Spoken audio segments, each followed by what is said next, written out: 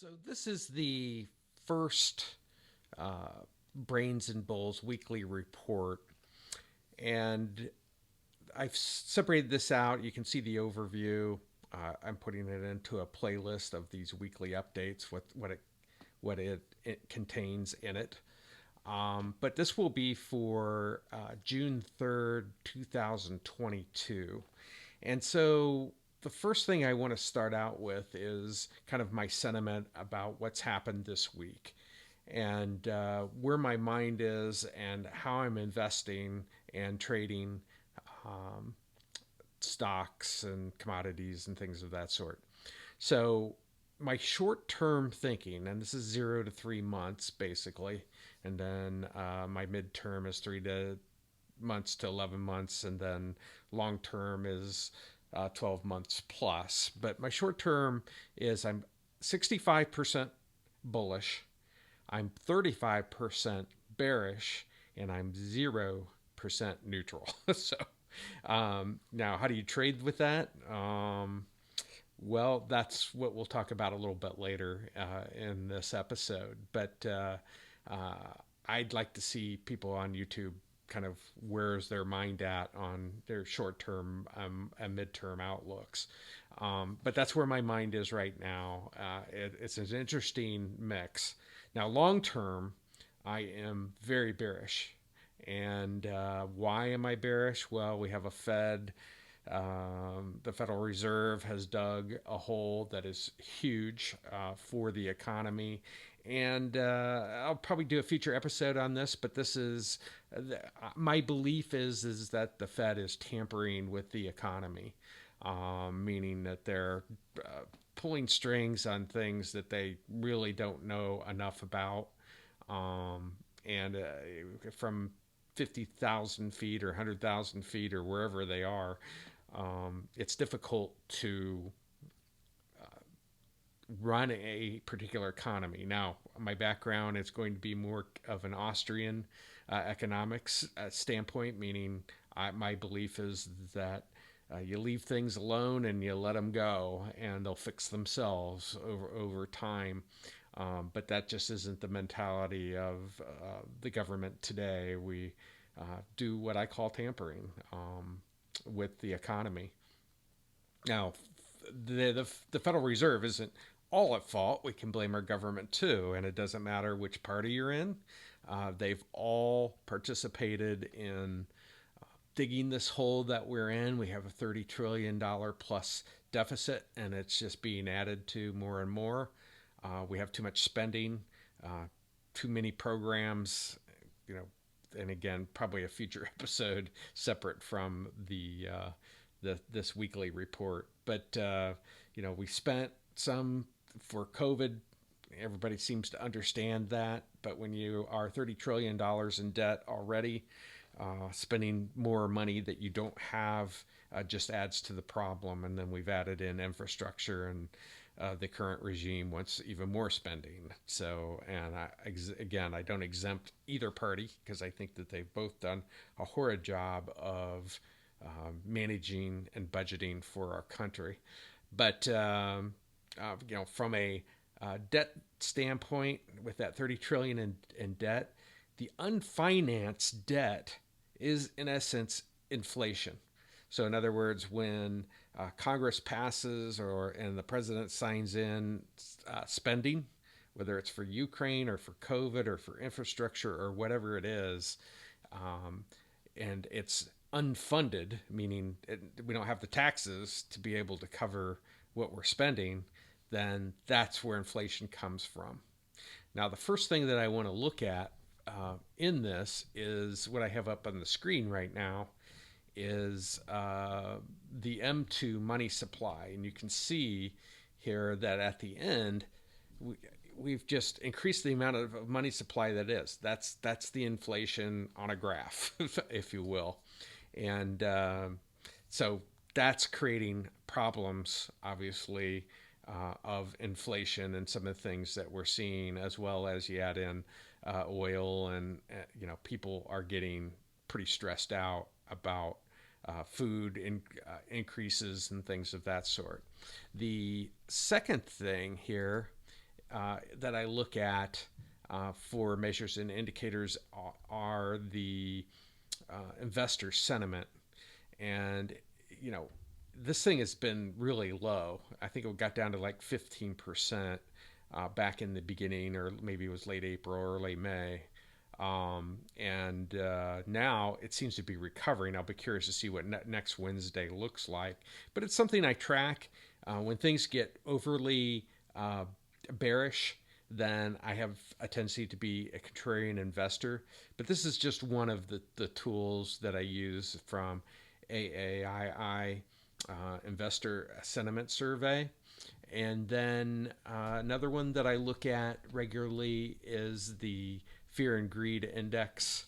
Um, you know, and you can kind of run through this, but it has everything from market momentum to stock price strength to stock price breadth, put and call options, market volatility, and these are all. It's an interesting read, and again, I'll probably do a separate episode just on these measures at some point. But when things get really fearful, that's where I typically look to start to buy things. And we were in extreme fear last week, so we've kind of can see and hear around the 17 week ago, and that's pretty fearful. And I have a feeling that after today, where we had a pretty big drop in the market, that it'll be fearful again, depending on what happens Monday, Tuesday, and Wednesday of next week. But those are three things that I kind of key in on a weekly basis, that I want to see where are they, what are people thinking, where are people's heads. And as a contrarian investor, I tend to be, I get greedy when people are fearful, and fearful when people are greedy. So those are some things that indicators that I look at. There are other things, but I just thought I'd cover in this first weekly update that those are pretty primary to the conversation, my philosophy. The third part of this is three things that I'm watching. So three things I'm watching right now are the 10-year yield, which it went up to about 3.13%, and this year it's really changed quite a bit. It was like 1.6% at the beginning of the year, and this is the tightening that's going on. This is without the Fed. The increase in the interest rates here are leading to the tightening that we see in our economy, because when yields go up on our bonds, and I key in on a 10-year, I invest in the 20. But when the yield goes up, that means that mortgages are more, getting a car is more, any really durable goods that require capital where you have to borrow are going to be more expensive for you, and it affects the consumer and affects the economy ultimately. Now, one thing I also key in is on trade deficits, but I won't talk about that this week. And you can see it's kind of popped back up. It started down and went down under 2.75%. Now it's almost back up to 3% again. Again, the tightening that's happening in the economy. The last piece here is I also monitor the dollar and what it's doing.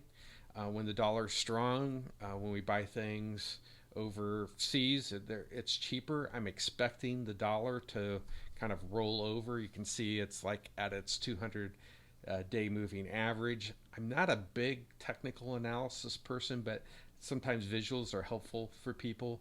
And I know it's a big industry, people teaching, candlesticks and, head and shoulders patterns. And I know them, and I worked with them. And the data basically, and again, another episode, but the data basically say that technical analysis is not as reliable as we might think. but but it's a big industry, and so you will get people fighting me on that particular um, thinking. So, but I'll explain that. I said again, it's going to take at least one whole episode to go through, and probably a long one. But you can see the dollar has it started to go down. I thought it would continue down, and it's kind of leveled off here, and it'll affect a lot of things as the dollar, as I expect, and again, an expectation is that the dollar will eventually go down to somewhere under 90 um, over the next few months. And long term, I think it's going to get a lot uglier. But we have, with the dollar, we don't have a strong economy right now. Um, and but other countries have worse economies than we have. And so, therefore, the dollar has remained relatively strong. There's something like $300 trillion in global debt, and that's gone up from 250 in just the last 3 years. So we've gone from $250 trillion in global debt to $300 trillion in global debt. And people, when they get a little anxious, they're going to go to the dollar. I don't know how much longer that'll last, but it's lasting for now. But I do expect the dollar to roll over from here and head down. From a oil perspective, we've seen that thing run up. It peaked, and then I thought it would roll over, but my expectation still is that it will roll over from some of the people that I follow, and basically from my own analysis of some of the things that are happening as the economy starts to go down. We do not have a strong economy, and as things start to back off, oil will not be as in high of demand as it is at the moment. And so my expectation is that it'll start to roll over also and become less expensive as the economy weakens and demand weakens. And I don't know that anything will happen with supply at this point with this regime. So that's kind of the picture I wanted to paint, at least for this week. Now, one of the things I'm going to do is, okay, so if I'm 65% bullish in the short term, the midterm, and I'm 35% bearish, what tools can I use? Well, I like to trade options, and they provide for me the best way of investing. I have tried day trading. I have tried swing trading, but I found that my personality more fits the options trading, because you don't have to be directionally perfect to do. I don't have to guess that that crude oil is going to go up or go down. You can still make money whether it goes up or down. You still have your expectations that you want to be with, but again, I'll get into the options. But there are two options, just kind of that are in play for me right now, and I'll put links to these at the end of this episode once I have them up.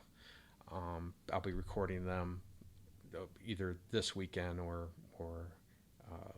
early next week, but they are a straddle, which basically has you whatever the price is. Let's say the price of strike price for an option is $100, and let's say I pay $20 in premium for that, for the whole thing.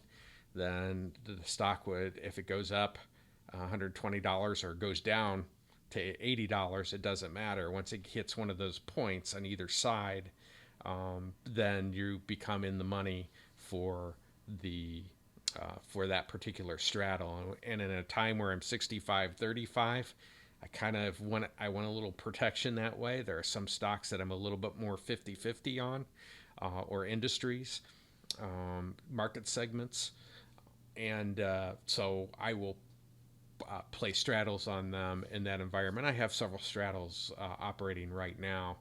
Um, the other investment or trading vehicle that I use in the option uh, currently are back spreads, and I'll be doing probably a bear back spread on oil because I believe it'll turn over. But what it does is it's not quite as uh, prolific as the straddle, but what it allows is if I am wrong and it does go up, I can recover a little bit depending on how I set up the back spread. I also am doing some back spreads. I've got a couple in play right now also, but those are things that I'll go through in a separate episode. And if you're not into options, I don't plan to do any training on options, but what I am going to be doing is providing a lot of links to YouTube videos that are out there that may help you in your education. I don't necessarily suggest options for people, but I want them to get interested in it because I think it's a powerful tool. Because the way most people know right now is, well, I'll buy a stock and I'll hold it, and then it goes up, and then I sell it, and that's that simple. But the second way is then shorting it, which is when it goes up um, to a certain price, you may say, well, I think it's going to start going down, like I'm talking about with the dollar and oil. But you have to, uh, in essence, you're buying it at the high price or selling it at the high price and then buying it back later at a lower price, and that requires margin in an account. And with options, you have a little bit more knowledge, and you're not being charged interest and things of that sort from your brokerage account. And to me, there just gives you a lot more options, and I think that that's something that people should have in their arsenal. It doesn't mean I still do some day trading, still do some swing trading, but my primary focus is on options. And I think people should at least know about them. You could take it to your financial advisor and say, I've been looking at this, I'm thinking about this. They should know about an option play, or find an advisor that does, or educate yourself, which in essence is what I've done over a number of years. But it's something you want to know before you start trading in it. And I know people do paper trading, but it's not the same. I'll tell you, when the pressure of actual money being on the line, it's a little bit different. But yeah, you can do paper trades in certain brokerage accounts and things of that sort. But there's plenty of information out there to do it. But I want to present them because I think people should be curious about different financial tools, because here's why. If my thinking long term is we're going to be in a bear market, then what needs to happen in a real long bear market, like what I'm expecting, is the highs that we will hit, either we've already hit or will be hitting over the next few months. Once we've hit that, and the what I consider to be almost a Great Depression type of collapse, you won't be able to. It won't be at those levels for decades, and certainly years. Once we hit that, and that's going to be something where people are going to get really wiped out. And I'd like to have people that are following this channel start to think about these things and be armed with tools that can help them, whether the stock market's going up or the stock market's going down. Now, I'm hoping that this doesn't come to pass as far as my long-term, really super bearish piece, but being ready, and I think now provides a great opportunity for a lot of people to learn these things and think through them. A lot of people say, well, I'll just hold cash. That's certainly a play, and that's certainly a strategy. But you can make money when things are going down too, and that's one of the advantages of playing options, is being able to, whether it goes up or down, that you can win in the case of a straddle or using some of these things that are called back spreads. But I'll put out a video for each one of them for a straddle and a back spread. But I'm hoping that this channel will be something a little bit different, where you can tie in the broader economic thinking to the plays that you have, whether you're investing. And I'm going to do a lot of things on just investing and buy and hold strategies and things of that sort. But being able to tie it end to end like that, and I'm teaching executives. And one of the things that you need to be able to do is look at the whole picture and figure out how the investment or trading or both fit into your broader thinking and how you're playing things out. So anyway, this is the first. Hopefully they won't all be this long, but this being the first one, I plan for them to be around 10 minutes or so, but they may be longer. They may be shorter. But in this one, I just want to kind of kick it off and give you a weekly update, my thoughts on this past week and some of the things that I'm following. So remember, there is always a better way.